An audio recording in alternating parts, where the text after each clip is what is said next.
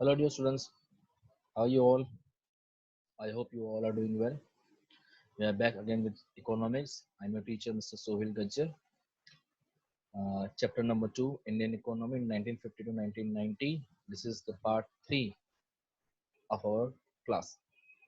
In the previous classes, we have completed uh, the planning commission, objectives of planning commission, agriculture sector, and today we are going to start with the industrial reforms which were introduced during the period of 1950 to 1990.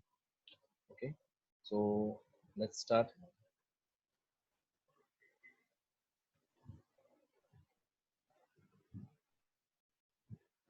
Okay, industrial reforms. Now this topic we are going to cover what were the industrial reforms which were introduced by the central government during the period of 1950 to 1990. In our previous classes of agricultural sector, we have studied what were the reforms introduced in the agricultural sector, such as land reforms, green revolution, subsidies, various kind of other reforms, credit limit, and all those stuff. Okay, so that helped to revive our agricultural sector. So in the same manner, the government has started various industrial reforms or introduced various industrial reforms during the period of 1950 to 1990. So we are going to discuss all those reforms in the industrial sector. Now, industrial sector provides the stable employment opportunities in our country. For example, in agriculture sector, the sugarcane season is from around October to April. So during that period of time only, the laborers will be employed. The rest of the time they will be free. Okay. Whereas in industrial sector, it provides stable employment opportunities, stable income. To revive any economy, our industrial sector should be very strong. As and when the industrial sector is very strong, it will also uplift the agricultural sector also and tertiary sector also. For example, if I want to start a tomato ketchup industry, there is a food industry, okay, and in the same manner, and in the same manner, uh, for making tomato, I need to purchase tomato. Okay, tomato ketchup, I need to purchase tomato. All those tomatoes are grown in the agricultural sector.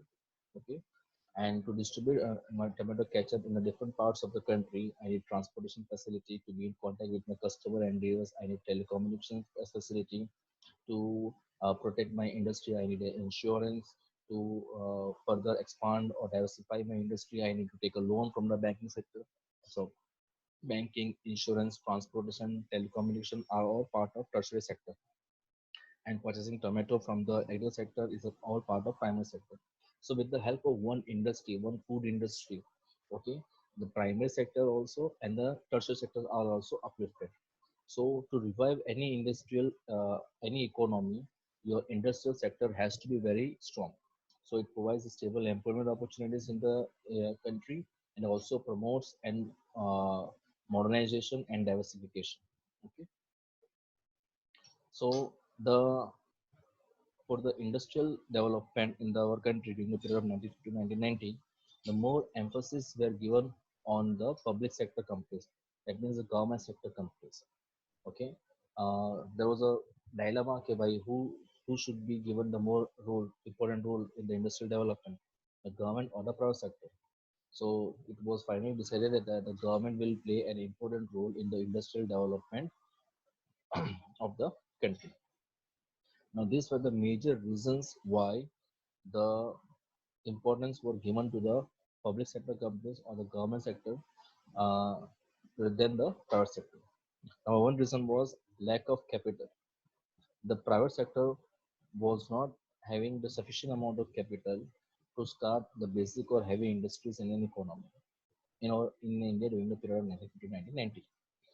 Okay, so the government undertook the development of all the major and basic heavy industries, such as iron, coal, and all those industries. The government decided to do investment in those industries because the private sector was lacking investment. They were not having the sufficient amount of money. So this was the first reason that due to lack of investment or due to lack of sufficient amount of money, the more importance was given to the government or the public sector companies. Second was lack of incentives. Now, the basic difference between the public sector companies and the private sector companies is that the private sector is mainly run for the profit maximization. where the public sector companies are mainly done for the service motive or the welfare motive. So there was lack of incentives. The areas which were given to private sector were not profit incentives. For example, providing irrigation facility throughout the country, it's not an easy task. Okay, providing water facilities, sanitation facilities is not an easy task, and there was less profit in all those sectors. So the private sector was not interested in those sectors, and that is the main reason why the government undertook all those activities, that is providing water facility, providing sanitation facility, providing irrigation facility. All those activities are undertaken by the government because in those activities or in those sectors, the profit was very less, and so the private sector was not interested to do the business in those particular sectors. The third one is the gestation period. The gestation period means, in terms of agriculture, it is said that sowing of seeds and realization of income. So the gap between the sowing of seed and realization of income, that period is known as gestation period.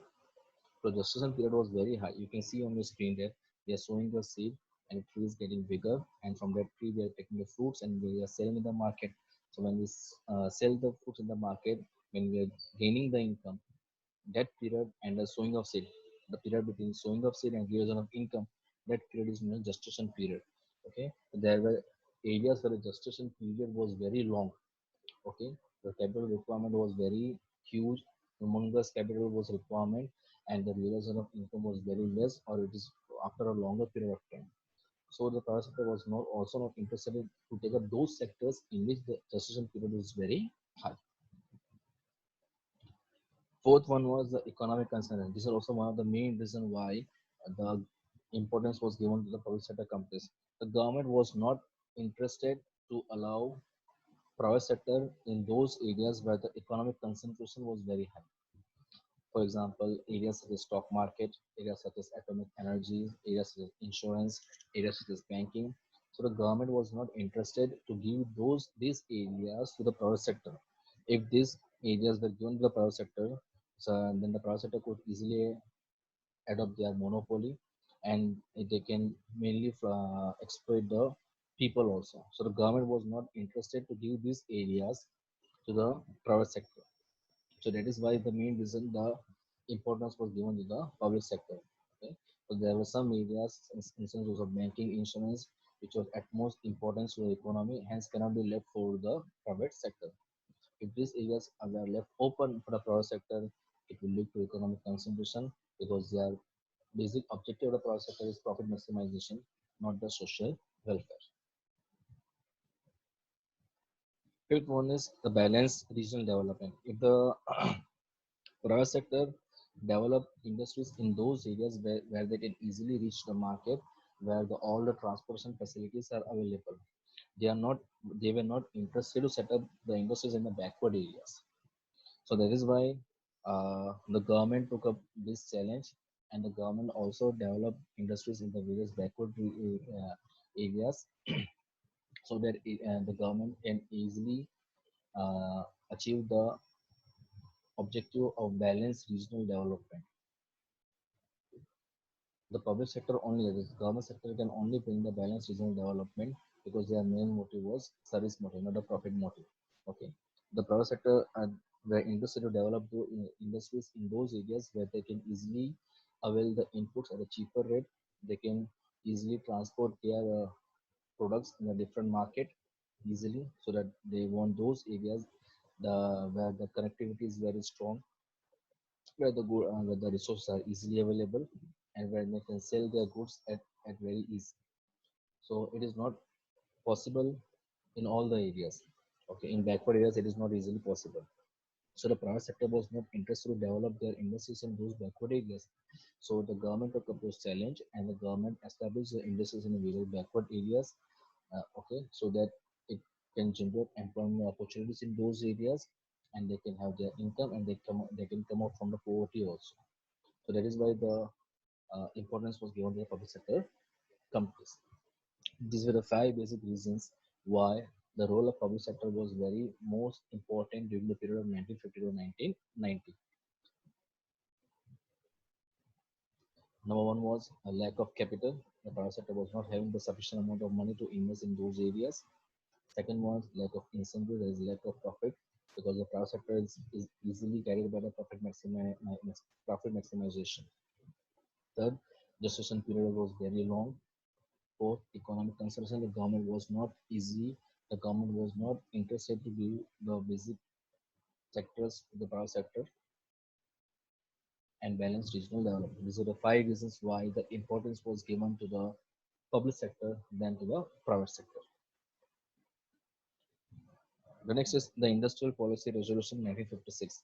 The first industrial policy resolution was made in 1948, but it was not successful as much. So the next industrial policy resolution was made in 1956.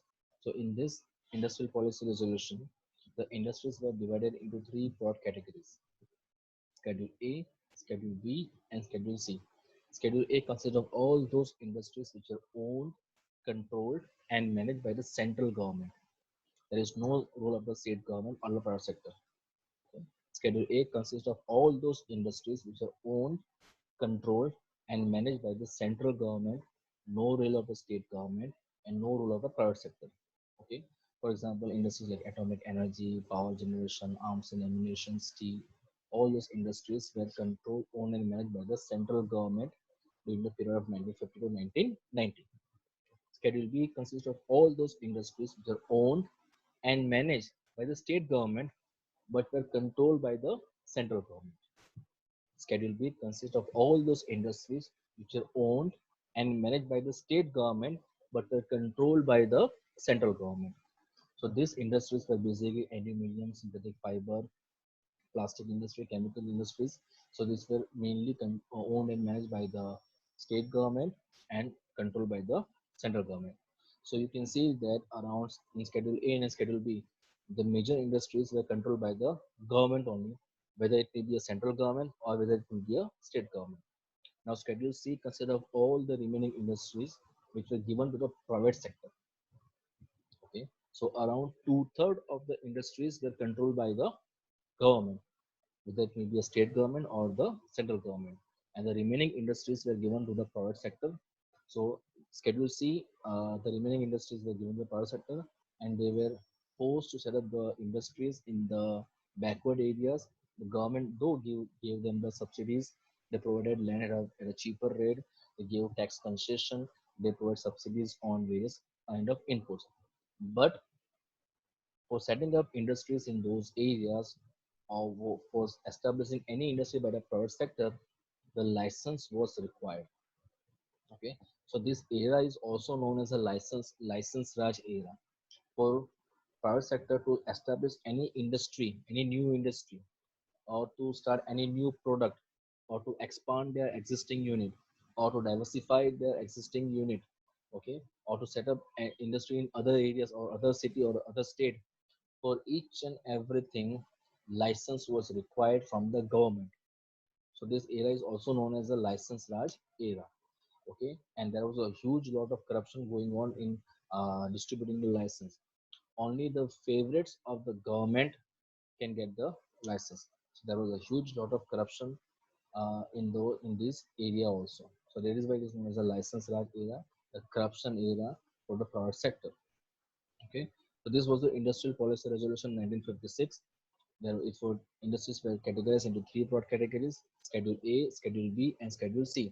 Schedule A consists of all those industries which are owned, controlled, and managed by the central government, no role of the state government, and no role of the private sector. Schedule B consists of all those industries which are owned and managed by the state government but were ultimately controlled by the central government. And the remaining industries were given to the private sector. They were forced to set up the industries in the backward areas. Government gave them the subsidies. Government gave them the tax concession. Okay, government also provided electricity at a very cheaper rate to them. But to set up any industries by the private sector, the license was required to introduce a new product, to expand the existing product, expand the existing factory or the plant, to set up the plant in any other state. For each and everything, license was required. So this era is also known as the license Raj era. Government gave license only to their favorites. favorite companies. Okay, so let us just quickly revise what we have discussed today, and then we'll complete the session.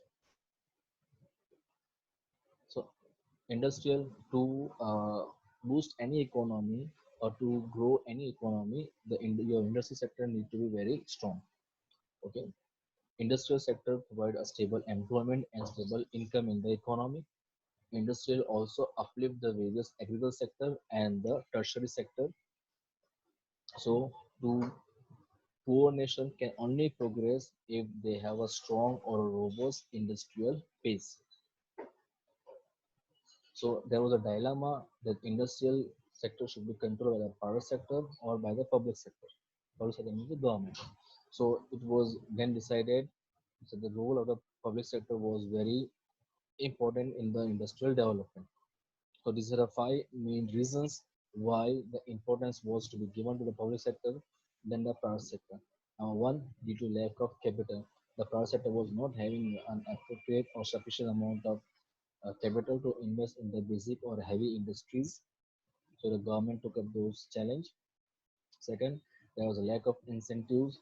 It was felt that there was a large area which is beyond the scope of private sector to invest, since private sector is mainly guided by the profit motive. So the areas such as irrigation facilities, sanitation facility, uh, water supply. So those areas were beyond the scope of private sector because there was no profit. So it was undertaken by the public sector only. The gestation period was very high. There were areas where the gestation period was long, capital required was large, and the private sector was not at all interested in those areas. Fourth one was economic concentration. The government was not interested to give the critical sector or the important sector in the private sector, in the hands of the private sector. For example, like stock exchange or share market, banking, insurance, atomic energy. So those areas were strictly restricted for the private sector because the government was not interested to give this critical sector to the private sector.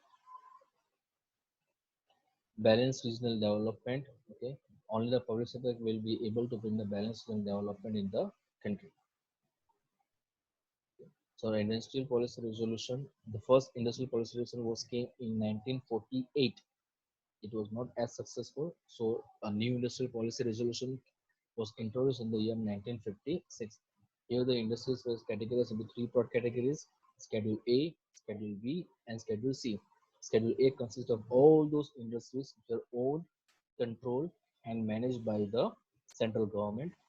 Example, your steel, iron, atomic energy, nuclear energy, all those industries, power, telecommunication, all those industries were controlled by the owned, controlled, and managed by the central government. Schedule B, all those industries which are owned and managed by the state government, but it was controlled by the central government. Plastic, chemical, fibers, fertilizer companies, all those industries were owned and managed by the state government, but were controlled by the central government. Schedule C, the remaining industries were left to the private sector. You can see around two-thirds of the industries were controlled by the government. It may be a central government also or the state government also. But the remaining industries were given to the private sector. They were forced to set up industries in the backward areas. Government gave them subsidies in the input. Government provided land at a cheaper rate. They provided fertilizer, sorry, electricity at a cheaper rate. They gave them tax concession.